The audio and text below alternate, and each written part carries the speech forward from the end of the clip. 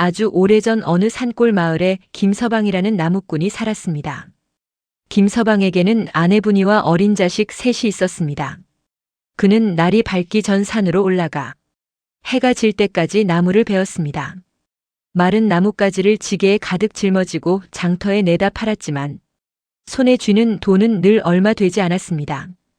비가 오면 나무가 젖어 팔리지 않았고 눈이 많이 내리면 산에 오를 수도 없었습니다. 어쩌다 나무를 모두 팔고 돌아와도 쌀 한 되와 소금 조금을 사고 나면 남는 것이 없었습니다. 아내분이는 새벽부터 밤까지 쉬지 않고 일했습니다. 남의 집 빨래를 해주고 산비탈에서 나무를 캐고 해진 옷을 기워 품삯을 받았습니다. 그래도 5 식구가 먹기에는 늘 부족했습니다. 아이들은 밥보다 물이 많은 죽으로 배를 채웠고 부부는 아이들이 잠든 뒤에야 빈솥에 붙은 누룽지를 긁어 나누어 먹었습니다. 가난이 길어지자 분이의 말도 거칠어졌습니다. 오늘은 나무를 이것밖에 팔지 못했습니까? 장터에 나무꾼이 너무 많았어. 어제는 비가 와서 못 팔고 오늘은 사람이 많아서 못 팔았다 하니 내일은 또 무슨 까닭을 댈 것입니까? 김서방은 아무 말 없이 고개를 숙였습니다. 분이가 미워서 침묵한 것은 아니었습니다. 자신도 매일 같은 생각을 하고 있었기 때문입니다. 나는 왜 이것밖에 되지 못하는가? 내가 아니었다면 이 사람과 아이들이 조금은 나은 삶을 살 수 있지 않았을까? 어느 겨울날이었습니다. 김서방은 하루 종일 장터에 서 있었지만 젖은 나무 한 단도 팔지 못했습니다. 해가 기울자 굶주린 아이들 얼굴이 떠올랐습니다. 빈손으로 돌아가면 분이는 또 한숨을 쉴 것이고 아이들은 아버지의 지게에 먹을 것이 없는지 뒤져볼 터였습니다. 김서방은 집으로 가는 길을 지나쳐 사람의 발길이 끊긴 깊은 산으로 들어갔습니다. 이렇게 살아 무엇하겠는가. 차라리 호랑이 밥이 되면 걱정도 끝날 것이다. 그는 어둑한 산길을 헤매며 일부러 큰 소리로 호랑이를 불렀습니다. 산군님, 여기 사람이 왔습니다. 배가 고프시다면 저를 잡아먹으십시오. 그러나 대답은 들리지 않았습니다. 김서방은 더욱 깊은 골짜기로 들어갔습니다. 달이 산등성이 위로 떠오를 무렵 소나무 사이에서 낮은 숨소리가 들렸습니다. 후, 후. 어둠 속에서 등불처럼 빛나는 두 눈이 나타났습니다. 커다란 호랑이 한 마리가 바위 위에 서 있었습니다. 이마에는 검은 줄무늬가 선명했고 한 번 내딛는 발마다 마른 낙엽이 깊이 꺼졌습니다. 김서방은 두려웠지만 달아나지 않았습니다. 그는 호랑이 앞에 무릎을 꿇었습니다. 저를 잡아먹어 주십시오. 살아도 식구들을 먹이지 못하는 사람입니다. 호랑이는 김서방의 냄새를 맡더니 코웃음을 쳤습니다. 뼈와 가죽밖에 남지 않은 사람을 먹어서 내 배가 얼마나 차겠느냐. 김서방은 얼굴을 들지 못했습니다. 호랑이가 다시 물었습니다. 내가 죽으면 아내와 어린 것들은 누가 먹여 살리느냐. 제가 살아있어도 먹이지 못합니다. 차라리 잎 하나라도 줄어드는 편이 낫습니다. 한동안 김서방의 거친 숨소리만 골짜기에 울렸습니다. 호랑이는 앞발로 제 눈썹을 한번 쓸었습니다. 그러자 길고 굵은 눈썹 한 올이 빠져나왔습니다. 눈썹은 달빛 아래에서 은실처럼 가늘게 빛났습니다. 호랑이가 그것을 김서방 앞에 내려놓았습니다. 이 눈썹을 눈앞에 대면 사람이 되기 전 어떤 짐승이었는지 보일 것이다. 김서방이 고개를 들었습니다. 전생을 볼 수 있다는 말씀입니까? 그렇다. 내가 살아갈 길을 찾고 싶다면 수많은 사람 가운데 사람으로 보이는 이를 찾아라. 그 곁에서 다시 시작하면 살 도리가 생길 것이다. 김서방은 떨리는 손으로 눈썹을 집었습니다. 어째서 이런 귀한 것을 제게 주십니까? 호랑이는 대답하지 않았습니다. 다만 어둠 속으로 몸을 돌리며 말했습니다. 보인다고 해서 다 아는 것은 아니다. 그 말을 잊지 마라. 다음 순간 소나무 사이로 바람이 몰아쳤고 호랑이의 모습은 온데간데 없이 사라졌습니다. 김서방은 산 아래로 내려왔습니다. 마침 작은 주막 앞에 사람들이 모여 있었습니다. 그는 호랑이 눈썹을 눈앞에 대고 사람들을 바라보았습니다. 술상을 독차지한 산에는 커다란 멧돼지로 보였습니다. 주모가 내놓은 음식을 묵묵히 나르던 일꾼은 등에 무거운 짐을 진 소로 보였습니다. 돈을 잃었다며 우는 행인을 달래주던 노인은 늙은 개로 보였고 옆 사람의 엽전을 훔치던 자는 기다란 뱀으로 보였습니다. 김서방이 눈썹을 내리자 짐승들은 다시 사람의 모습으로 돌아왔습니다. 그는 두려움보다 신기함에 사로잡혔습니다. 마치 자신만 세상의 비밀을 알게 된 듯 했습니다. 김서방은 서둘러 집으로 돌아갔습니다. 아내분이는 물처럼 묽은 죽을 아이들에게 나누어 주고 있었습니다. 이제 왔습니까? 애들이 아버지만 기다리고 있었습니다. 김서방이 빈 지게를 내려놓자 분이의 얼굴이 굳었습니다. 오늘도 아무것도 못 팔았군요. 내일 먹일 쌀도 없는데 이제 어찌합니까? 지친 아내의 목소리가 유난히 날카롭게 들렸습니다. 김서방은 품속에서 호랑이 눈썹을 꺼냈습니다. 그리고 아내를 바라보았습니다. 분이가 있던 자리에는 볼품없는 암탉 한 마리가 서 있었습니다. 암탉은 마당을 부산하게 오가며 날개를 퍼덕이고 큰 소리로 울어댔습니다. 김서방은 그 모습이 아내와 너무 닮았다고 생각했습니다. 쉬지 않고 잔소리하는 목소리, 무엇이든 쪼아 먹을 것을 찾듯 남편의 작은 허물까지 찾아내는 눈, 왜 자신이 이토록 불행했는지 알 것 같았습니다. 그날 밤 김서방은 잠든 가족을 바라보았습니다. 분이는 아이들 쪽으로 이불을 끌어 덮어주고 자신은 벽에 등을 붙인 채 웅크리고 있었습니다. 그러나 이미 마음이 돌아선 김서방에게는 그 모습이 제대로 보이지 않았습니다. 그는 새벽이 오기 전에 집을 나섰습니다. 호랑이가 말한 사람을 찾기 위해 수많은 이가 모여 산다는 도성으로 향했습니다. 도성의 장터는 사람으로 가득했습니다. 김서방이 눈썹을 대고 보니 사방이 온갖 짐승으로 넘쳐났습니다. 비단 가게에는 공작과 여우가 서 있었고 푸죽간 앞에는 늑대와 독수리가 서성였습니다. 무거운 짐을 나르는 소와 말, 음식을 찾아 헤매는 돼지와 닭, 서로의 물건을 훔쳐보는 까치와 원숭이가 거리를 메웠습니다. 사람의 모습을 한 이는 좀처럼 찾을 수 없었습니다. 며칠을 헤매던 김서방은 성문 근처의 작은 팥죽 가게에 이르렀습니다. 가게 주인은 월선이라는 중년의 여인이었습니다. 남편을 일찍 잃고 자식도 없이 혼자 팥죽을 쑤어 팔며 사는 사람이었습니다. 김서방이 호랑이 눈썹을 눈앞에 대었습니다. 놀랍게도 월선은 아무 것으로도 변하지 않았습니다. 눈썹 너머에서도 여전히 사람의 모습을 하고 있었습니다. 김서방은 호랑이의 말이 떠올랐습니다. 사람으로 보이는 일을 찾아라. 그 곁에서 다시 시작하면 살 도리가 생길 것이다. 김서방은 월선에게 다가가 허리를 숙였습니다. 제가 가진 것은 힘밖에 없습니다. 장작을 패고 물을 깃고 심부름을 할 테니 먹다 남은 팥죽이라도 한 그릇 주실 수 있겠습니까? 월선은 김서방의 해진 옷과 야윈 얼굴을 살폈습니다. 일할 사람이 필요하던 참이요. 남은 팥죽이 아니라 일한 만큼 새 팥죽을 드리리다. 김서방은 그날부터 가게에서 일했습니다. 새벽에는 장작을 패고 우물에서 물을 길어왔습니다. 낮에는 팥죽을 나르고 빈 그릇을 닦았으며 밤에는 다음날 쓸 팥을 골랐습니다. 월선은 팥을 오래 불려 부드럽게 삶는 솜씨가 좋았고 김서방은 사람들의 얼굴과 주문을 잘 기억했습니다. 두 사람이 함께 일하자 손님이 눈에 띄게 늘었습니다. 짐꾼에게는 양을 넉넉히 주고 아이를 데리고 온 사람에게는 작은 그릇을 하나 더 내주었습니다. 돈이 없는 노인이 오면 외상을 적어두었고 눈보라가 치는 날에는 문간에 화로를 놓았습니다. 작은 가게는 차츰 장터에서 가장 따뜻한 곳으로 알려졌습니다. 1년이 지나자 두 사람은 더 큰 솥을 샀습니다. 2년이 지나자 비가 새던 지붕을 고쳤습니다. 3년이 지났을 때는 가게 뒤에 방이 딸린 작은 집을 마련할 수 있었습니다.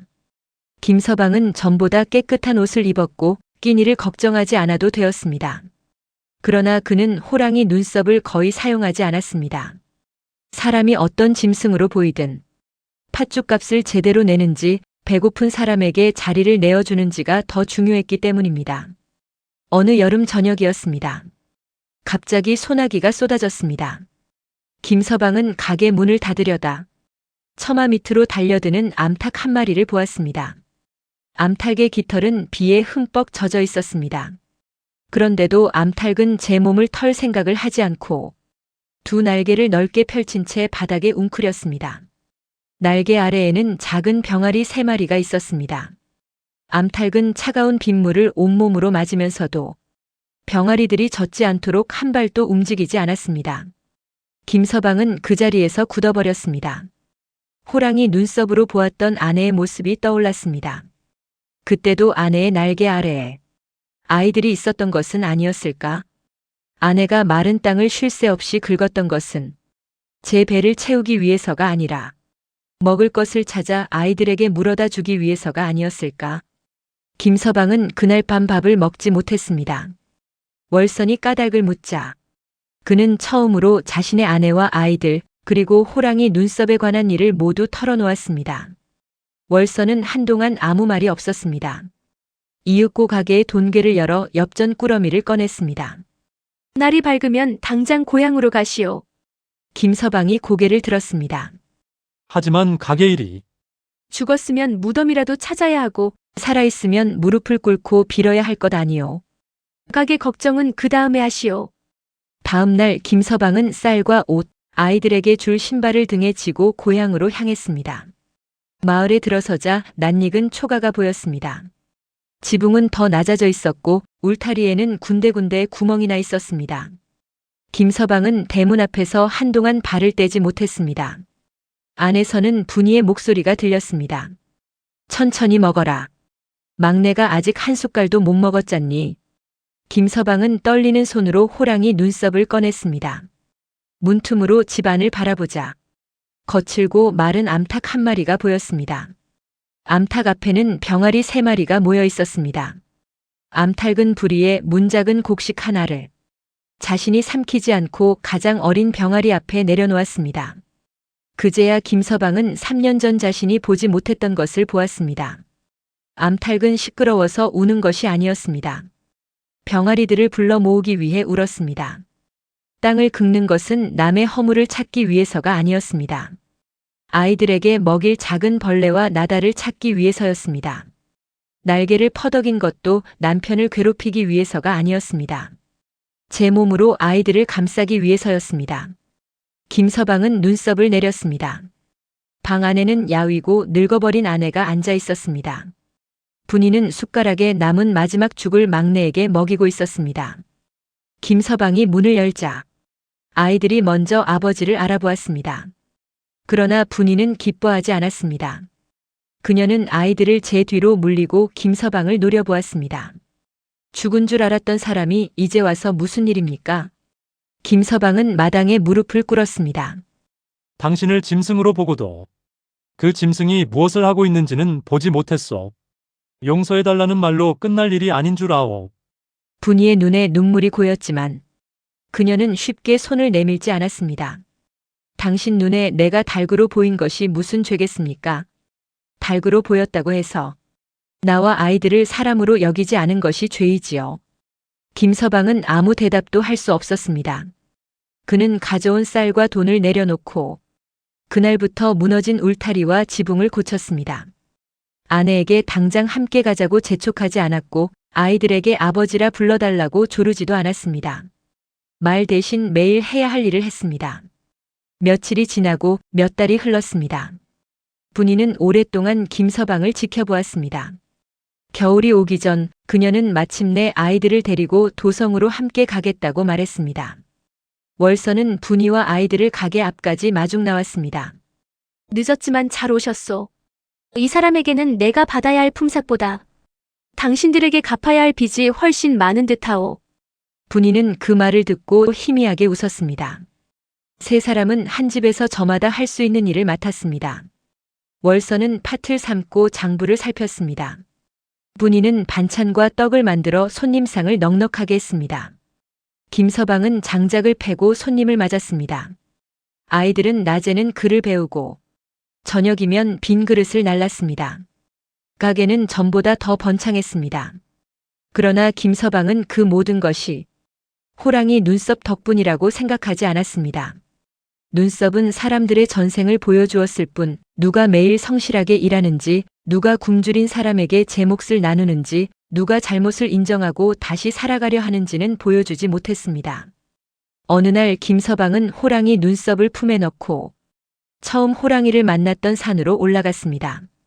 그는 달이 뜰 때까지 바위 앞에서 기다렸습니다. 마침내 소나무 사이에서 등불 같은 두 눈이 다시 나타났습니다. 호랑이가 물었습니다. 눈썹으로 살 길을 찾았느냐? 김서방은 두 손으로 눈썹을 받쳐 내밀었습니다. 눈썹으로 짐승의 모습은 보았습니다. 하지만 사람의 마음은 보지 못했습니다. 호랑이의 긴 꼬리가 낙엽 위를 한번 쓸었습니다. 이제야 제대로 보았구나. 처음부터 그것을 알려주시지 않은 까닭이 무엇입니까? 호랑이는 낮게 웃었습니다. 사람은 남의 속을 꿰뚫어보고 싶어 하면서도 자기 눈이 얼마나 얕은지는 보려 하지 않는다. 그 눈썹은 남을 가려내기 위한 물건이 아니다. 호랑이가 앞발을 들어 김서방의 가슴을 가리켰습니다. 내가 무엇을 보지 못하고 사는지 깨닫게 하는 물건이지. 김서방이 내민 눈썹이 허공으로 떠올랐습니다. 가느다란 털 한 올에서 금빛이 번졌고 그 가장자리에 푸른빛과 붉은빛이 섞인 오색 무리가 피어올랐습니다. 빛은 어두운 숲을 한 차례 환하게 비춘 뒤 호랑이의 이마 속으로 스며들었습니다.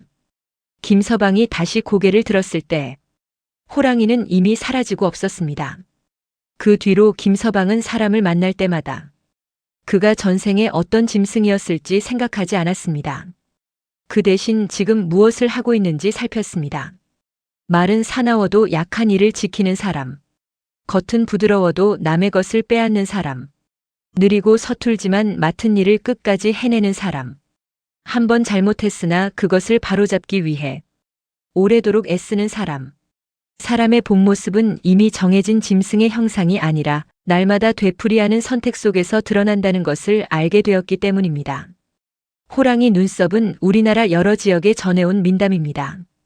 가난한 사내가 호랑이에게 눈썹을 얻고 그것을 통해 사람들의 전생 모습을 본다는 것이 이야기의 중심입니다.